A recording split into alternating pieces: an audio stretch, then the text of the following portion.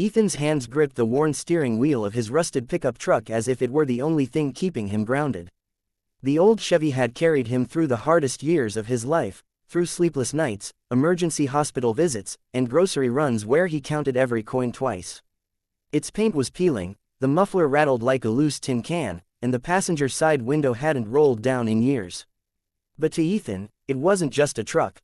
It was his lifeline. 3 years earlier, Ethan had lost his wife, leaving him as the sole parent to their little girl, Lily. She was only 6, with big hazel eyes that reminded him so much of her mother it hurt to look sometimes.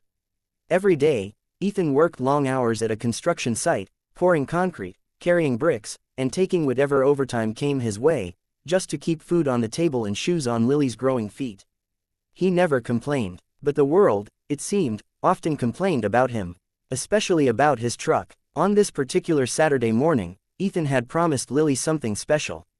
She had been begging for weeks to go to her friend Emma's birthday party, a party held at the biggest, fanciest indoor play center in town. All the kids from her class would be there, and Ethan had finally managed to arrange his schedule to take her.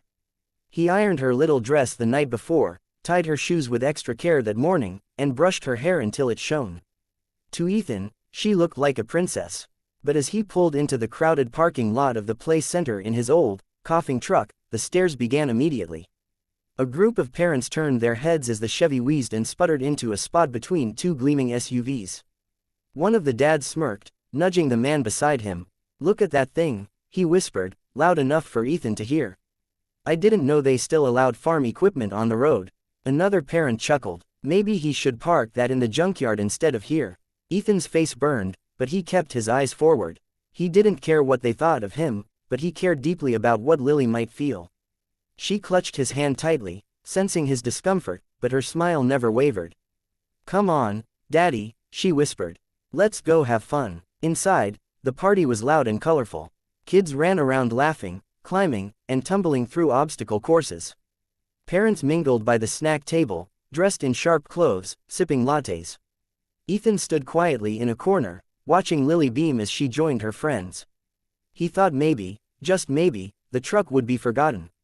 But it wasn't. When the children gathered for cake, one of the mothers leaned over to another and said, not so quietly, "Isn't that the dad with the rusty truck outside? I can't imagine driving something like that. What kind of example is he setting for his daughter?"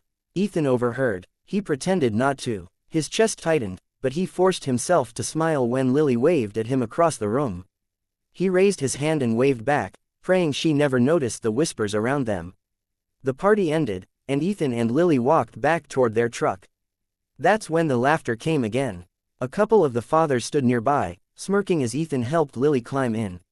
One of them shook his head. "Man, that thing's a death trap," he muttered. "Can't believe he lets his kid ride in it." Ethan swallowed hard, gripping the steering wheel once more. He wanted to say something, to defend himself, to tell them how every cent he earned went to Lily's school supplies, her clothes, her meals, that the truck was all he could afford, but it was safe, and it ran, and it had carried them both through storms no one else could see. But he stayed silent. He started the engine, and the truck groaned to life. Lily, sensing his sadness, reached out and laid her small hand over his. "It's okay, Daddy," she said softly. "I love our truck." Ethan blinked back tears. For her, he thought. Always for her. What neither of them noticed was that someone else had been watching. A woman named Claire, another mother from Lily's class, had seen the entire scene unfold, the whispers, the smirks, the cruelty. She had noticed Ethan's quiet dignity, how he never once snapped back or lashed out. She had seen how much Lily adored him, how much effort he put into simply being there. And something about it moved her deeply.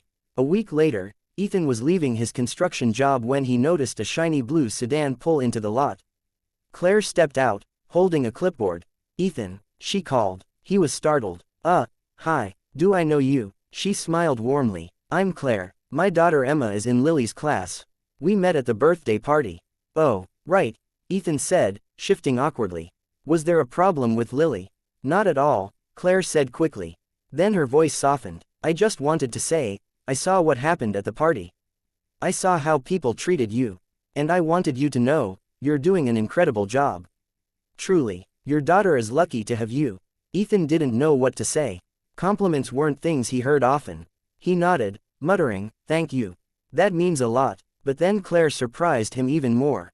She held out an envelope. "This is for you," she said. Ethan frowned. "What is it?" "Just open it later," Claire replied, smiling. "Think of it as a thank you for being the kind of father this world needs more of." And with that, she left. That night, Ethan sat at his kitchen table, staring at the envelope. He finally opened it, and froze. Inside was a set of car keys and a note. The note read, "Ethan, I know what it feels like to struggle. I was raised by a single dad too, and I remember the stares, the judgment, the pain. I also remember how much I admired him, just like Lily admires you. This isn't charity. This is kindness repaid. The car is parked outside. It's safe, reliable, and it's yours. You deserve it. Lily deserves it. Keep going. You're doing better than you think. Claire." Ethan's hands trembled. He rushed to the window, and there, in front of his house, sat a gently used, spotless SUV. Nothing flashy, nothing over the top, but solid, safe, reliable. Tears filled his eyes as he whispered, "Oh my God." The next morning, when Lily saw it, she squealed with delight. "Daddy, did you get a new car?" Ethan knelt beside her, choking back tears.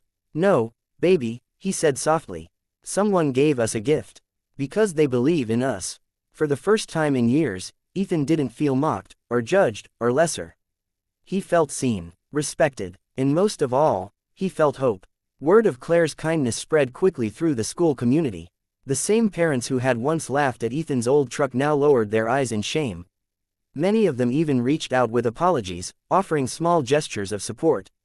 Ethan never gloated, never reminded them of their cruelty. He simply nodded and carried on, hand in hand with his little girl, driving their new car with gratitude in his heart. Because in the end, kindness has a way of echoing louder than judgment.